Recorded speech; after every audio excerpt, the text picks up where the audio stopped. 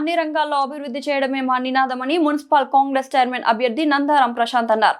వికారాబాద్ జిల్లా Kodangal municipal chairman అభ్యర్థి దాఖలు చేసి నామపత్రాల కార్యక్రమంలో పాల్గొన్నారు. అనంతరం విలేకరులతో మాట్లాడుతూ గడి గుడి కలిసి ఒకే ఓరలో ఉండి ప్రత్యర్థులకు అవకాశం ఇవ్వకుండా 12 వార్డులకు గాను 12 క్లీన్ స్వీప్ చేసుకుని 5 సంవత్సరాలు కనీవిని ఎరగని రీతిలో కొడంగల్ ను అభివృద్ధి పదంలో నడిపిస్తామని తెలిపారు. కార్యక్రమంలో మండల కాంగ్రెస్ నాయకులు కార్యకర్తలు పాల్గొన్నారు.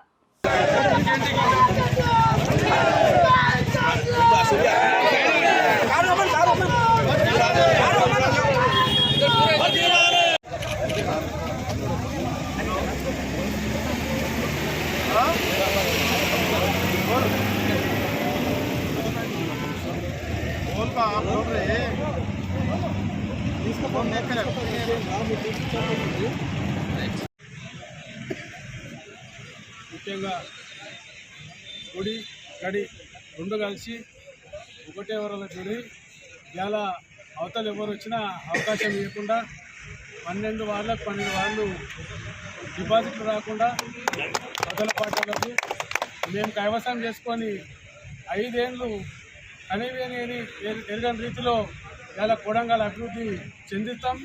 దానికి ఎవరికి ఏం అపోహల అవసరం లేదు, ఏం ఆలోచన అవసరం లేదు, ఏం సందిగ్ధం అవసరం లేదు. ఎందుకంటే గతంలో చేసిన అనుభవం కూడా వాళ్ళకు ఉంది కాబట్టి వాళ్ళు మేమిద్దరం కలిసి ఇవాళ అభివృద్ధి పథంలో కొడంగల్ని నడిపిస్తాం.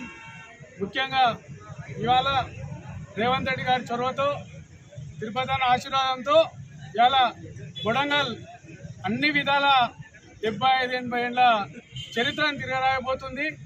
కాబట్టి ఇవాళ కొడంగల్లో మొన్ననే మీకు అందరికీ తెలుసు, అందరు కొన్ని కాలేజీలు పోయినాయి, అది పోయినాయి, ఇది పోయినాయి, అది అని చెప్పి ఏదో లొల్లి సృష్టించారు. దానికి వెంబడే మనం సీఎం గారితో మాట్లాడి అగ్రికల్చర్ యూనివర్సిటీ తెచ్చుకున్నాం అబ్బాయిపల్లి దగ్గర.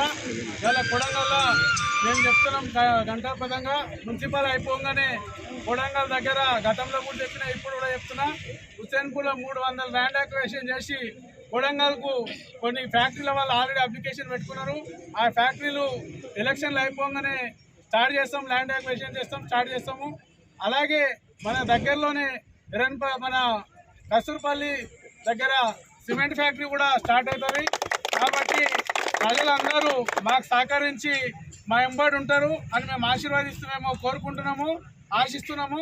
దానికి ఎటువంటి మార్పు చేర్పు లేకుండా కొడంగల్ మేము ఒకటే లక్ష్యం, మా ముందల పార్టీలు గీటీలు ఏం లేదు. అభివృద్ధే మా నినాదం, అభివృద్ధే మా కథ.